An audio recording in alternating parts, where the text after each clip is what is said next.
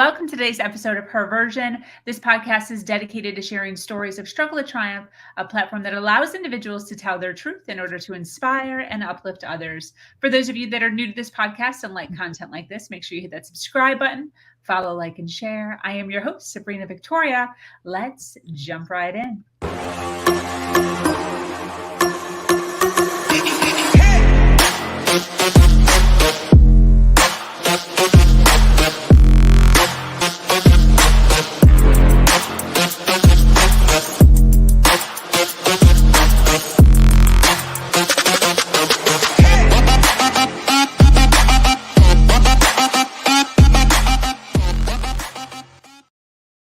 Hello, and thank you for joining us today for this episode of Her Version.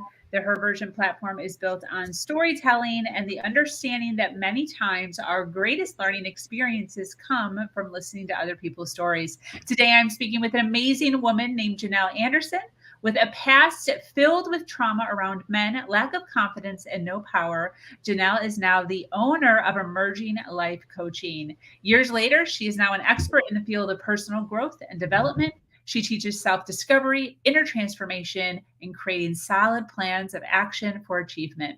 We are excited to hear about the journey she has been on up to this point and learn what she believes is the best way to cope with a lack of confidence. Welcome, Janelle. How are you? I'm great. How are you, Sabrina? I'm excited to be here. Yes. Thank you so much for taking some time out of your day to hang out with me and share some of your journey and nuggets of information with myself and my audience. Do you mind telling everyone where you're from? My mic. Oh, there we go. My mic keeps going out. I don't know why.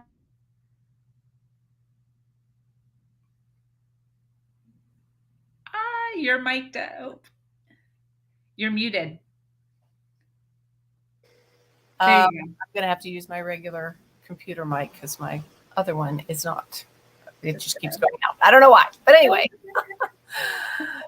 Technology. So yes, I'm in Virginia, and it's a rainy today. It's been humid, but we live in the mountains. It's gorgeous. Love it. I love it. Well, thank you so much for being here. And I kind of want to just jump right in. You know, I know a little bit about you and what you do now, but I would love to hear a little bit about your background and your journey up to this point. I'd like to just start with what is one of the biggest challenges that you've endured in your life, and what did you learn from that challenge? Well, probably I'd have to say the biggest challenge in my life was overcoming really and processing through the trauma from my early 20s. Like that has impacted my life. I'm late 60s. I just turned 69 actually. And it wasn't until my late 50s, so probably in the last decade, that I actually was able to process that trauma. So it had impacted my entire adult life. So overcoming that, processing through it, looking at it, understanding what had happened was the biggest challenge because I didn't want to go there. I didn't want to talk about it anymore. I didn't want to feel the emotions from it. I didn't want to tell people. I didn't want to, revisit all of that. And yet I thought, well, if I just don't think about it, if I just stuff it away, if I ignore it, it won't bother me. And I didn't realize till my 50s that it actually had impacted so many things in my life, decisions I had made, the paths I had chosen to go on in my career, relationships, all kinds of things. And so I hit this place in my 50s where I realized, okay, I got to deal with this. I got to figure out why I'm not satisfied, why I'm not happy, why am I always feeling unworthy and forgettable by people and all of that. And so as I began to search that out, what was holding me back, I realized, oh, I have to go back into the house and open up the closet doors and look at this stuff. I have to do this. And it was scary and uncomfortable, but I finally did it. I said yes to me. I love it. Yes, to discovering this. I love it. Was there a certain pivot point where, like, a day or a thing or a situation where you were just like, oh, yeah, you got to do, what was it? What was the pivot? It was I would have to say there were many, but the one that really stands out is I was sitting in church one day and my pastor was teaching this teaching. He talks about called The Path of Destiny. And it's something he talked about a lot, but this particular day, it really got my attention. And what he did was he would get out this whiteboard and draw on this whiteboard this path, kind of a winding path that stood for your life, the path of your life. And he drew X's in the middle of the path and X's on the outside of the path. And he said, we all have a path of destiny, or that path that is meant for us to fulfill our purpose, to use the gifts we've been given. And we all have that, but it doesn't mean that you're automatically going to walk that path. You're not going to automatically fulfill that. You have a choice. You can decide to go off the path. So the X is off the path where that, and you can decide to stay on the path.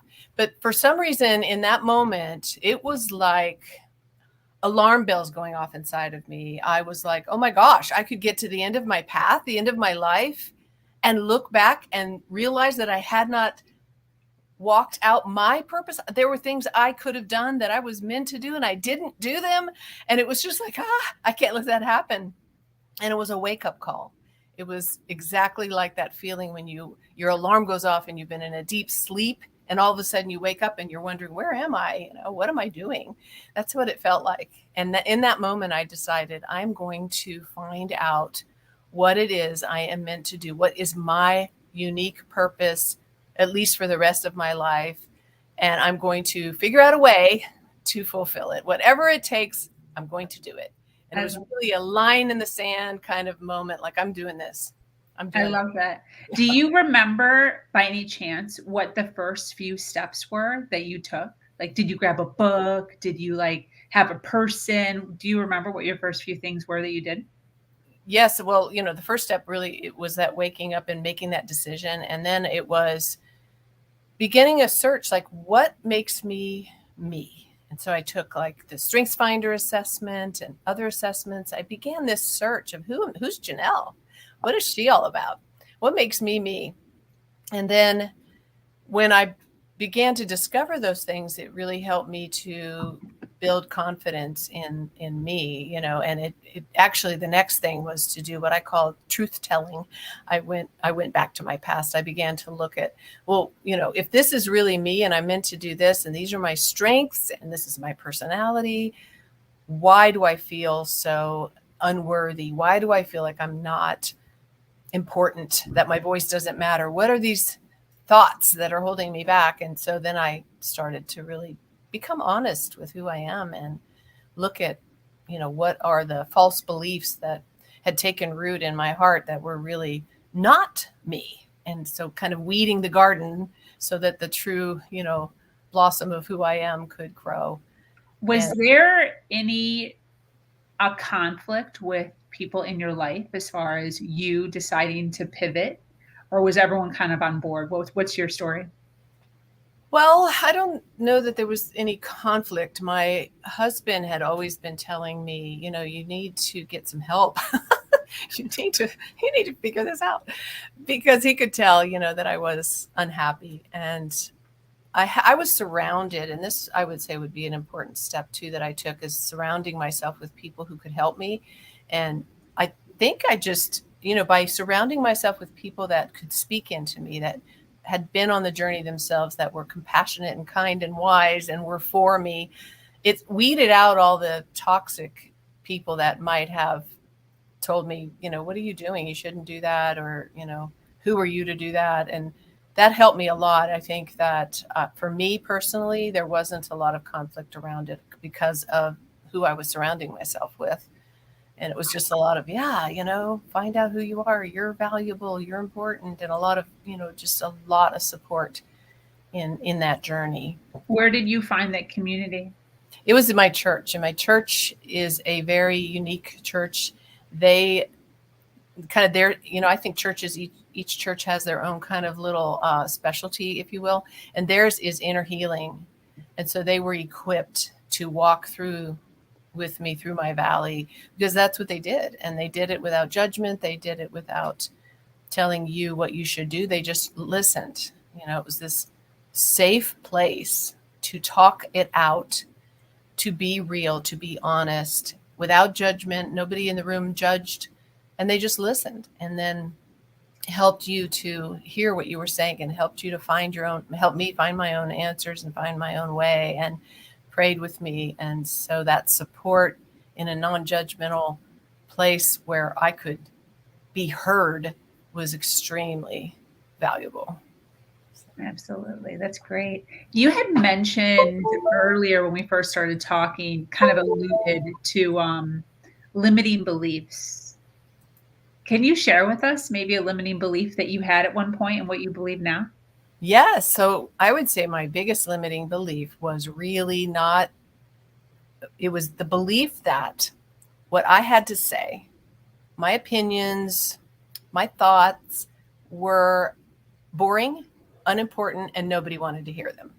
And this came from, a lot of things in my childhood, but I think the biggest impact was that I grew up in a big family. There were 8 of us, 8 kids.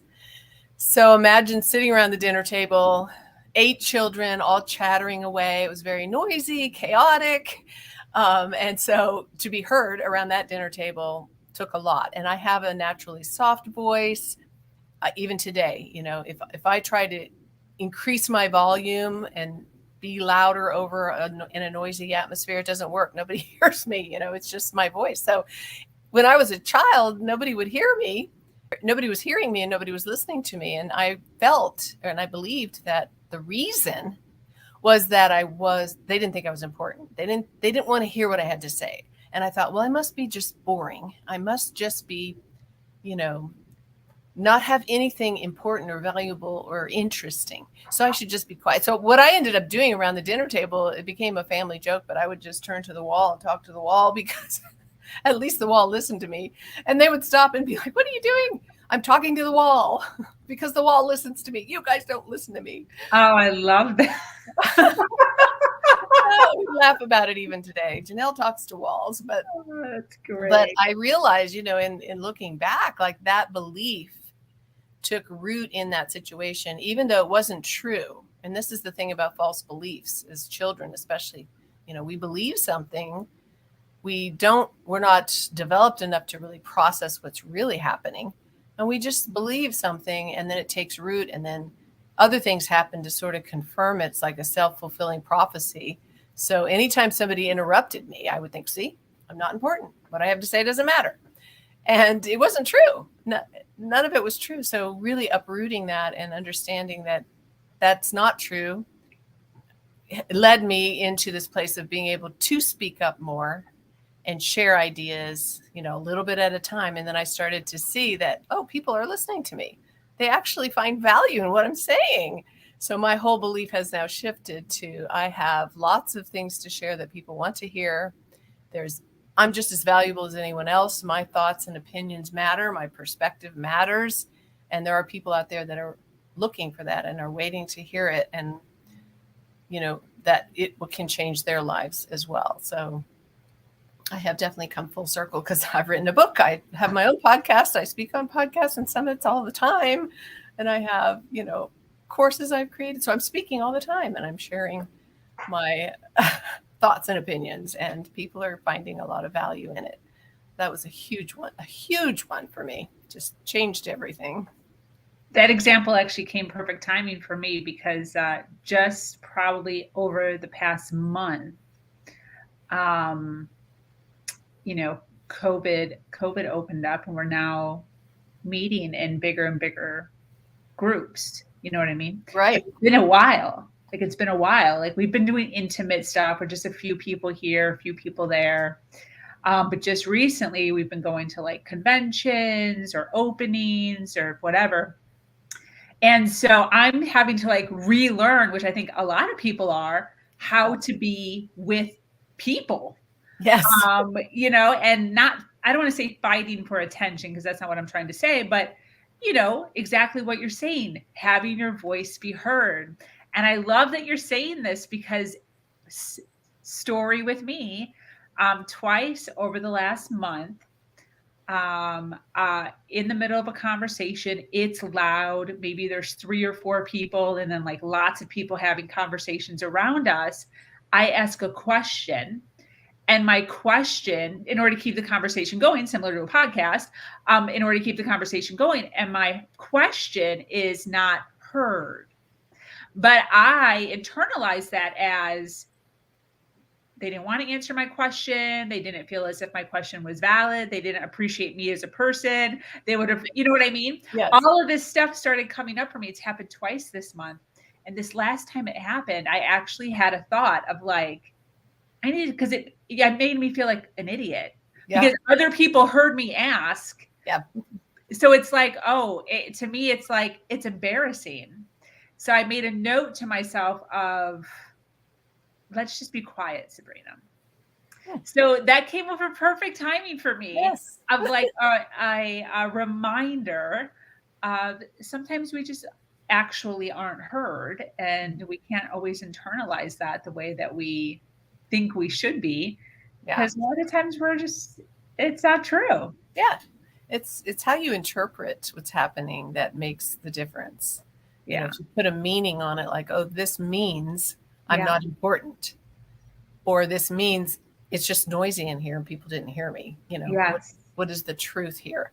And I didn't understand that for the longest time. I just believed whatever my interpretation was, that it was true. And it really held me back. It kept me from speaking up. It kept me from letting my voice be heard and being a little bit more assertive, you know, to say, wait a minute, I have something to say here. You know, I would just shut down most of the time and then go away believing like, I guess I don't matter, you know, something's wrong with me. And how did your world accept your story as you started to tell your story and speak your truth?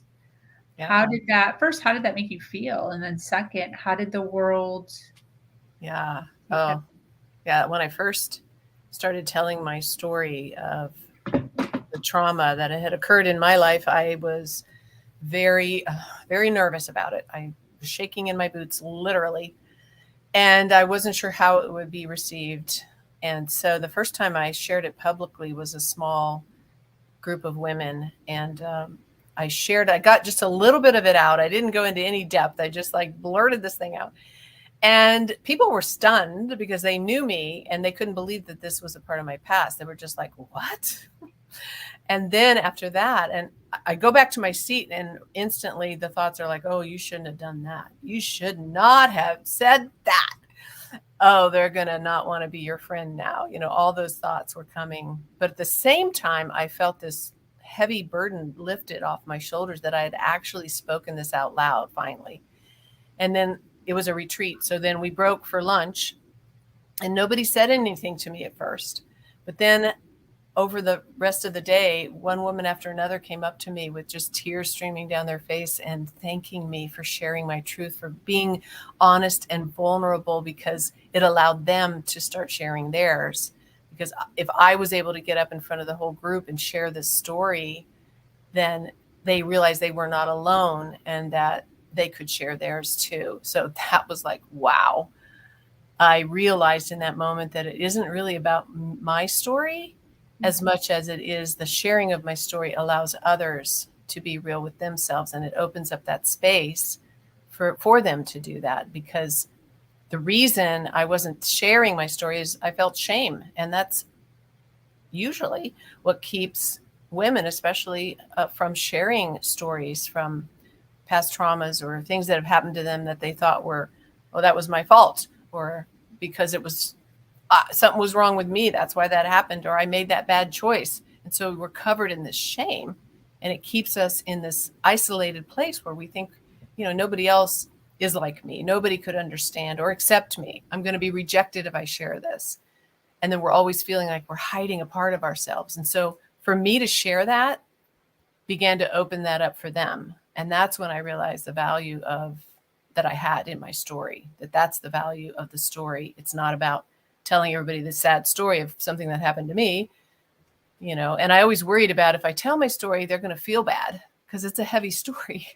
And I don't want to make people feel bad, but it's more about allowing them to share theirs, allowing them to start to be honest and open and look at those things in their life that they've been hiding out of shame, and to realize that what happened to you is not who you are. It's just something that happened to you. Who you are is still valuable and worthy, and you're important. And so sharing it will help you to process through that and be able to speak your truth and share, shine your light in the world. And I lost you. Where'd you go, Sabrina? Hello. So I don't know if I'm still live. If I am, I'm going to keep talking, I guess, because we lost Sabrina. So anyway, that is what my experience was. There were people, once I shared it in a book, my story in a book, that it did affect them, like family members especially.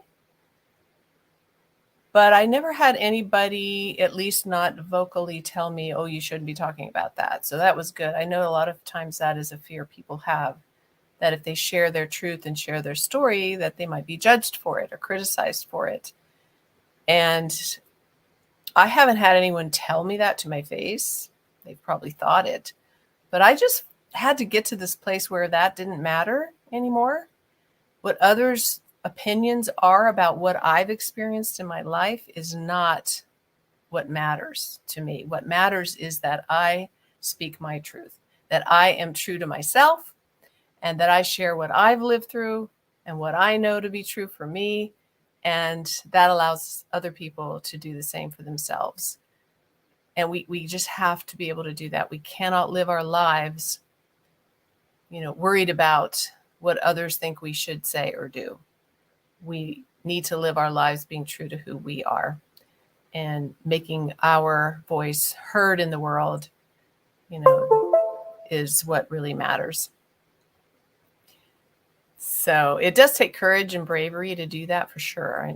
I was really nervous the first time, but it was also a very freeing experience. I often talk about it like coming out from behind the curtain backstage and out onto center stage of your life, and the lights are shining on you and people are watching you, but you're shining and sharing who you are without fear, because you're who you are and it's important and it's valuable. So it's that confidence of being able to step out there in the center of your own life as yourself, being true to yourself and being the star of your own story and letting your light shine, and not worried about other people's lights. They can shine their light as well. It's this freedom to be you and the freedom to love and accept everyone else to be themselves. So it was scary, but it was worth it,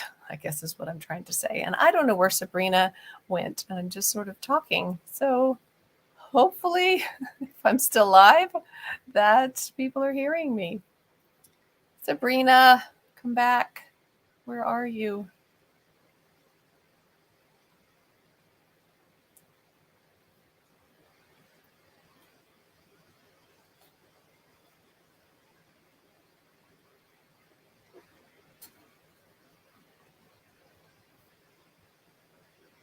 And I just think that one of the things that I've learned from my own experience is that, what is the meaning of life? I have to share this, and hopefully people are hearing this, that my dad just recently passed away 6 weeks ago. Tomorrow will be 6 weeks ago, he got sick. And then I moved in with him and became his caregiver. So all of a sudden he goes from being healthy to now I'm living with him. And then he passed away a month ago.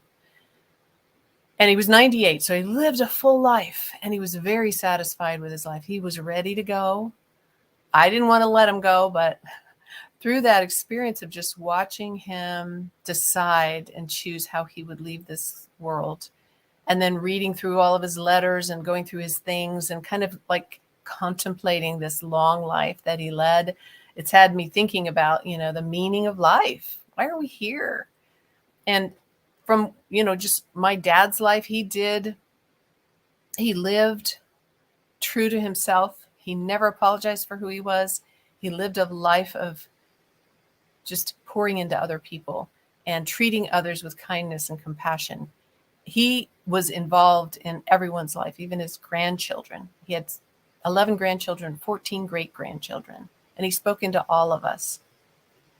And so this was really important. Hold on a second. Hello? Oh, hold on. I got to go. Hold on. So, sorry, that was my husband. I thought it might have been Sabrina. So the meaning for life, I feel like, is that we are all here for a reason. And looking at my dad's life, like he never backed down from a challenge, and he lived according to his own gifts. I'm just sitting here talking, Sabrina. You're awesome. Oh my God. I hope somebody's listening. I was literally like, I don't even know. I don't even, because you can't come off screen unless you totally log off. Thank you. It looked like we were still live, so I just chattering. You're still live. I saw you on Facebook hanging out. Good. I knew my husband called, and I was like, "Oh, I can't talk right now." I thought it was you. I love it. You're fantastic. What were you? Tell me. So I was talking about the meaning of life, and just I was just telling the story. My dad just passed away a month ago, and it was really hard, to watch him go from being healthy to being sick. And I became his caregiver. I was there through this whole thing, and then going through his things and his papers, and just knowing, he lived a long life. He was 98, and he never backed down from a challenge. He always lived true to who he was. So I was just, kind of contemplating about, what is the meaning of life? Why are we here? And just through my own experience too, just realizing that, or believing that we're here for a reason. And when I had my whole experience of waking up and realizing I'm not living to my fullest potential, and that's what we need to be doing, because we live this life for a certain amount of years and then we're gone. And going through his papers, like seeing the impact and his thoughts and opinions. He was famous for writing letters all the time. He wrote letters to presidents. I found one to President Trump in 2016. He was always writing letters and letting his opinions and thoughts be known. And, but he didn't judge anybody else for their thoughts and opinions. But, he was leaving his mark on the world. He wrote a couple of books, and he never was, when he was ready to go, and he would tell me all the time, like, I'm satisfied. I've done everything that I was meant to do, And so I really believe that that's the meaning of life. Discover who you are, who you truly are, your unique design and purpose, and walk it out, because you don't want to get to the end of that path as a 98-year-old like he was and regret anything and think, oh man, I wish I'd done this. I wish I had done that. So he really has inspired me even more, to live life to the fullest and continue to grow and learn and give and share and inspire others. That's what it's all about, is making that mark and, living life, not just existing and surviving, and not just getting to the next weekend or the next vacation, but, who are you and what are you meant to do, and do it. So that's what I was talking about. Yeah. I feel like that would be such a good feeling to get to that point, and then to actually be able to say with conviction, like, I'm good. Yeah. Like, I feel good. What a great place to be. Yes, he was there, and it really had an impact on me. And it was like, I switched from trying to keep him alive to, oh, he wants to go. And he is telling me I'm satisfied with the life I've lived, and now it's time to go. And it was hard, but it was also like a very spiritual experience, Wow. Yeah. What's the greatest thing your dad taught you? Oh gosh, this man had so many stories. I think the greatest thing he taught me is that the most important thing, like he would say this all the time, is in relationships, because he and my mom were married 62 years. And we would always say, what's the secret? And he would say this about any relationship, is to treat others the way you want to be treated. Accept them for who they are. he didn't have a prejudice bone in his body. He was not a judgmental person. When he was young, he was an officer in the Navy. Had a naval career, actually.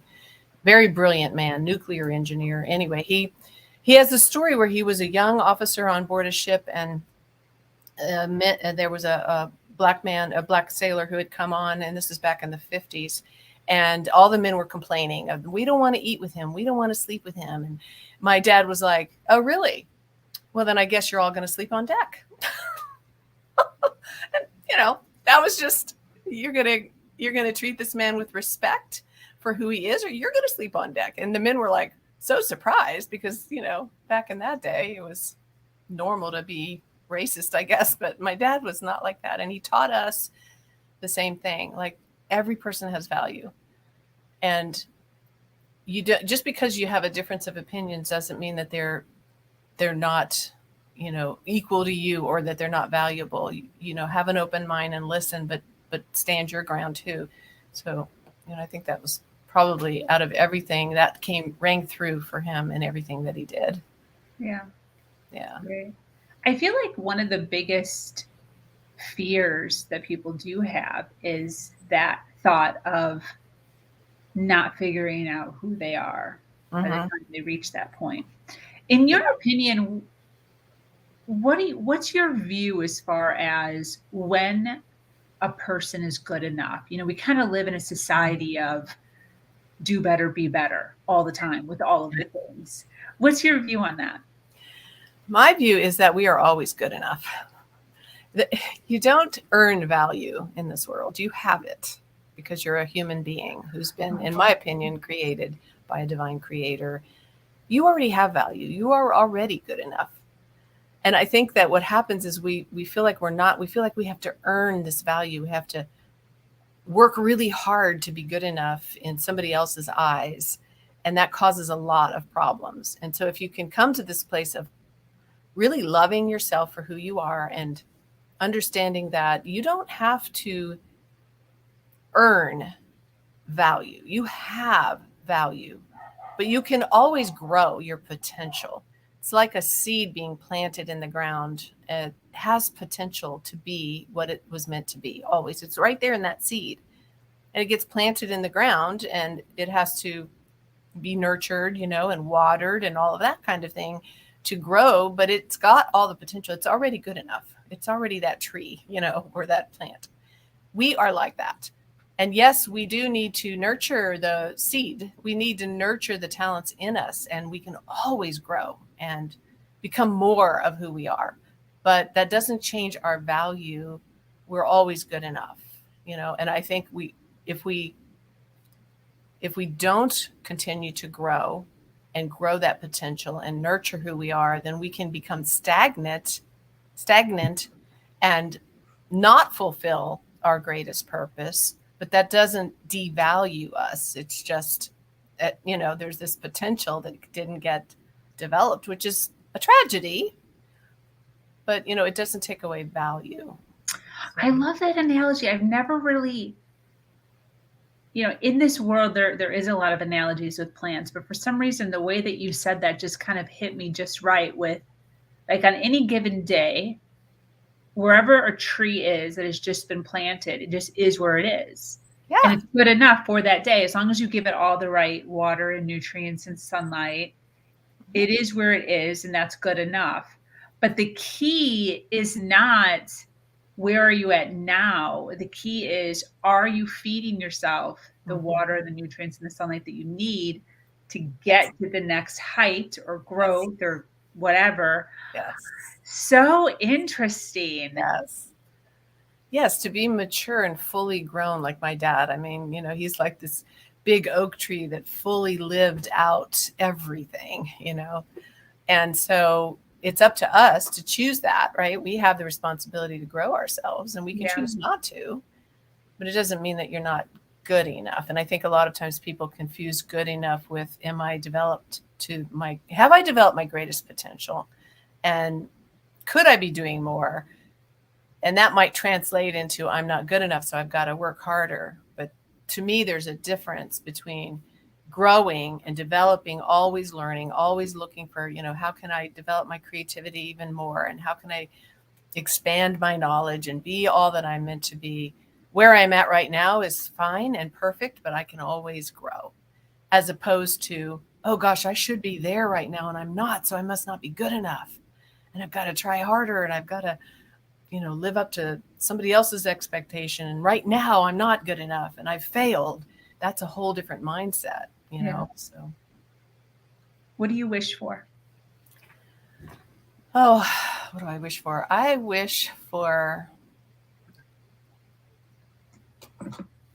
I personally wish for in my life that I make the fullest impact I can on my clients, my students, in my world, my family, that I don't leave anything on the table when my time to go is here, that I have sung fully my song. And I wish that for others. I wish that at least, for those that come into my world, that's my passion, is to help them develop that too. But, especially for women, I feel like, that's my passion is for women, because, all throughout history, women have been marginalized and abused and shut down and all of that stuff. And that was my story, as a woman abused by men and taken advantage of and told I wasn't good enough and told to be quiet and all of that. And I see that a lot in women. It's this cultural thing that happens, and also things that happen to us in our lives, that we feel like somehow, we should diminish who we are, or we shouldn't shine our light because maybe we're shining too much, and, we should take a back seat. But my wish for women is that they know the fullest of who they know their fullest selves, and that they step into their power and they just take their place on that stage of life and be the star of their own story and shine their light without apology, without, trying to dim it because you might be too much, without worrying about whether or not other people approve or disapprove. It doesn't matter. What matters is that you approve of yourself and that you fully shine and don't hold back, because the world needs that. We need every person to shine, but especially women, because women have so much to share, and the world is a better place when women are fully shining their light, not to take over and outshine men. And, I think that's sometimes the fear. But no, because it complements and it completes. And when we are walking that out fully, we are completing the world. We are bringing something that it's like that puzzle piece that's still missing. You got to bring that, who you are, to fill that space that only you can fill. And so that's my wish, is for women to really embrace that. And I think this world would be a much better place. Definitely. And, it's important to recognize, especially as a woman, that, men don't share their expertise or their stories in order to dim women. No. They're just sharing their story and giving their sharing all of their knowledge. Yeah. So same with us. It's not a tit for tat or anything like that. It's just that we have a platform also that we can speak and share all of the goodness that we know. Now, I want to ask, does a woman or does somebody have to share their story in order to have an impact? Good question. Well, I teach a lot on storytelling, and I'm really into stories.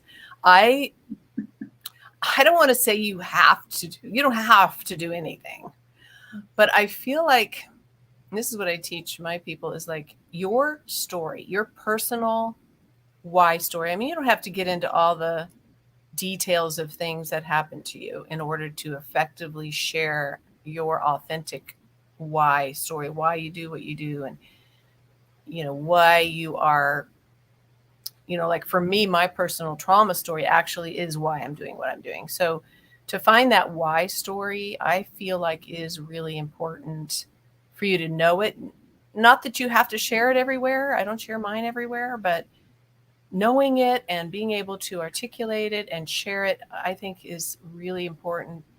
Especially if you're an entrepreneur, it helps people know who you are. It helps your people know who you are and why you do what you do. And it creates a connection. Stories connect. So although I wouldn't say you have to share it to be successful or to have an impact, but when you do, from a place of authenticity and a place where you've really processed through it, you're not going to fall apart when you share it. So I would say that for sure.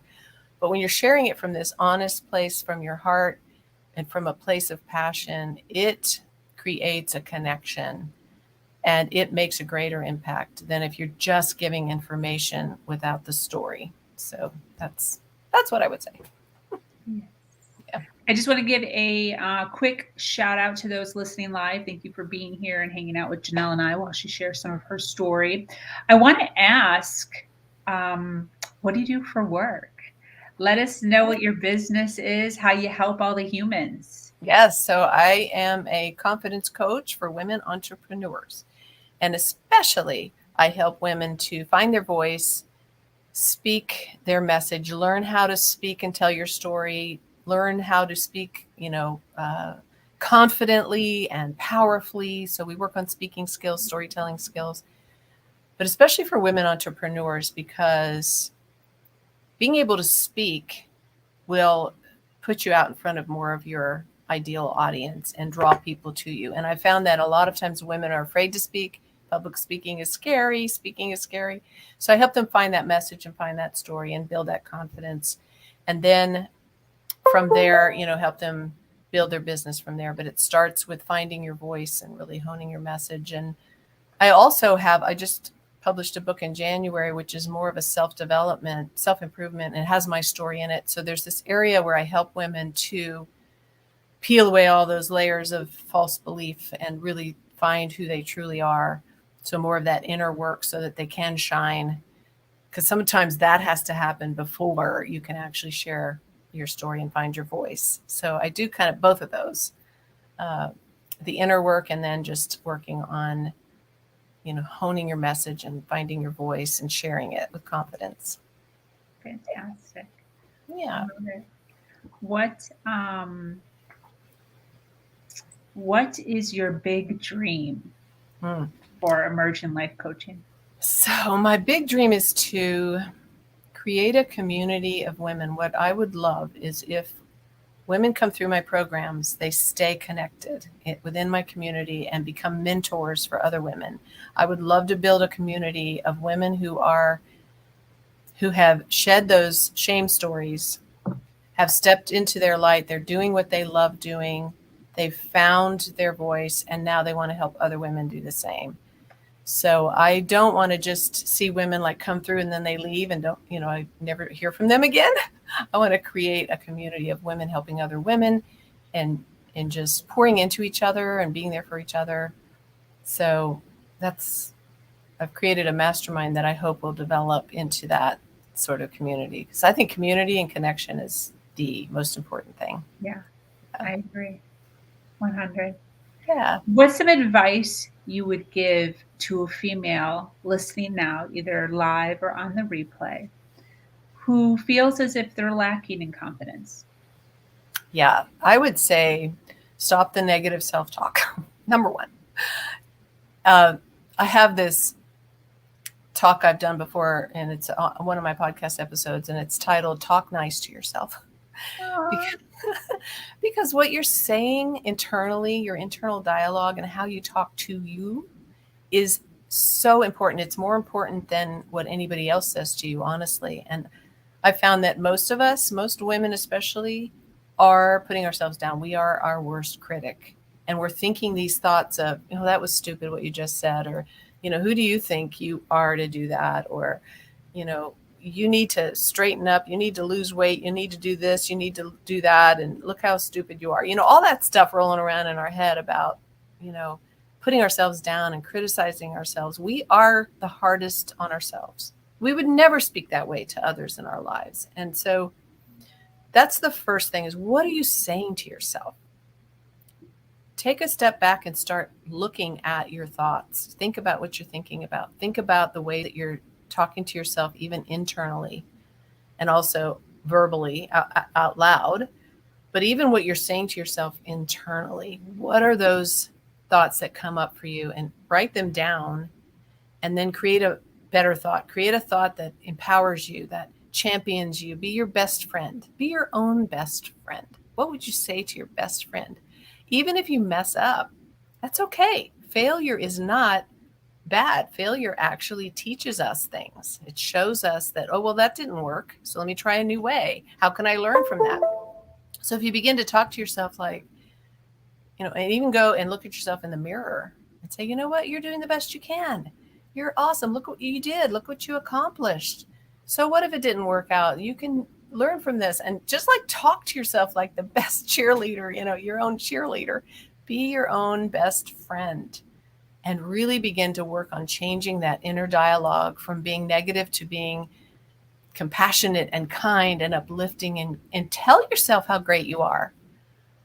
Tell yourself, hey, you did a good job there. You're amazing. I've done that, many times, and it feels weird at first, but I'll often just go look at myself and say, you're amazing.